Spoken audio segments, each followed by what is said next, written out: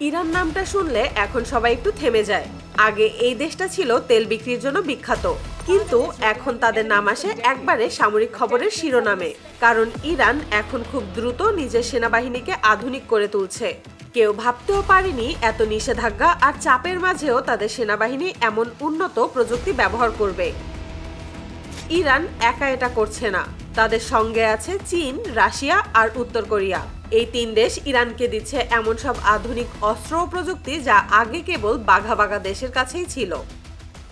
বিশ্বের সব থেকে গোপন অস্ত্রের মধ্যে পড়ে লেজার ওয়েপন। চীনের তৈরি লেজার ওয়েপন এমন একটা সিস্টেম যা বন্দুক বা রকেটের মতো শব্দ করে না, বরং একবারে নীরবে শত্রুর ড্রোন বা সেন্সরকে পুড়িয়ে দিতে পারে। এই লেজার ওয়েপন ব্যবহার করে ছোট বড় যে কোনো ধরনের ড্রোন আকাশ থেকে নামিয়ে ফেলা যায়।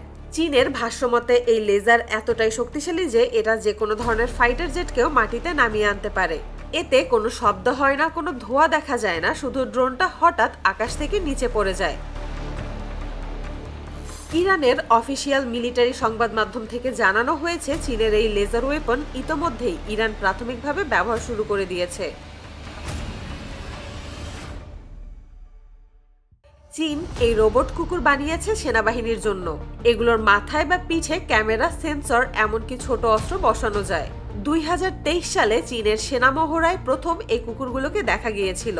এই রোবট কুকুরগুলো সামনের দিকে দৌড়ে যাচ্ছে, পেছনে সেনারা এগোচ্ছে। তখন থেকেই ইরানও এই প্রযুক্তি নিতে আগ্রহী হয়। সম্প্রতি বেশ কয়েকটা চুক্তির পর ইরান এই মিলিটারি রোবট কুকুর হাতে পেয়েছে। ইরান এখন পরীক্ষামূলকভাবে কিছু রোবট ডগ ব্যবহার করছে তাদের সীমান্তে। এগুলো পাহাড়ি জায়গায় বা মরুভূমিতে গিয়ে নজরদারি করে, বিপজ্জনক জায়গায় ঢুকে ভিডিও পাঠায়। রাশিয়ার একটা বিখ্যাত বিমান আছে V-22। এটা পৃথিবীর একমাত্র বিমান যেটা হেলিকপ্টারের মতো সরাসরি উপরে উঠতে পারে, আবার নামতেও পারে। এর গতি প্রতি ঘন্টায় 900 কিলোমিটারের কাছাকাছি। মূলত এটাকে ব্যবহার করা হয় যুদ্ধক্ষেত্রে ভারী সরঞ্জাম ও সৈন্যদের এক জায়গা থেকে অন্য জায়গায় নিয়ে যাওয়ার জন্য। যেখানে সাধারণ বিমানের ওড়ার জন্য বিশাল রানওয়ে লাগে, সেখানে এই বিমানে সেনারা কয়েক মিনিটেই পৌঁছে যেতে পারে। এই বিমান একসাথে 80 টন ওজন নিয়ে উঠতে পারে। এই বিমান ইরানের হাতে গিয়েছে 2025 সালের শুরুতেই। ইরানের সামরিক প্যারেডে এই বিমানকে আকাশে টহল দিতে দেখা গেছে। উত্তর কোরিয়ার নিজেদের তৈরি DT-300 নামের একটা ড্রোন আছে। এটা ছোট হলেও শক্তিশালী। এটা ভারী বোমা বা বিস্ফোরক বহন করতে পারে এবং এক চার্জে 200 কিলোমিটার দূরে উঠতে পারে। ইরান দীর্ঘদিন ধরেই নিজেদের ড্রোন তৈরি করেছে, যেমন শাহেদ 136, যা রাশিয়াও ব্যবহার করেছে। কিন্তু উত্তর কোরিয়ার কাছ থেকে তারা নতুনভাবে এই ড্রোন আনার চুক্তি করেছে। এই ড্রোন ইরানের হাতে আসলে যুদ্ধের পুরো খেলাটাই পাল্টে যাবে।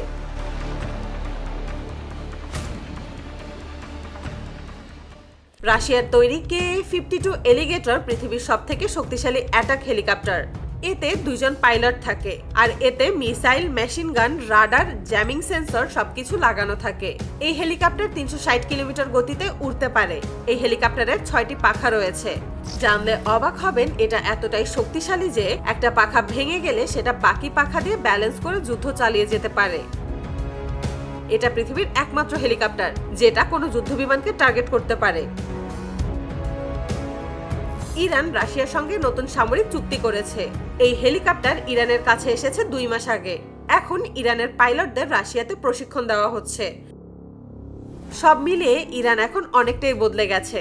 আগে তাদের শক্তি ছিল মানুষের সংখ্যায়, এখন সেটা প্রযুক্তিতে রূপান্তরিত হয়েছে।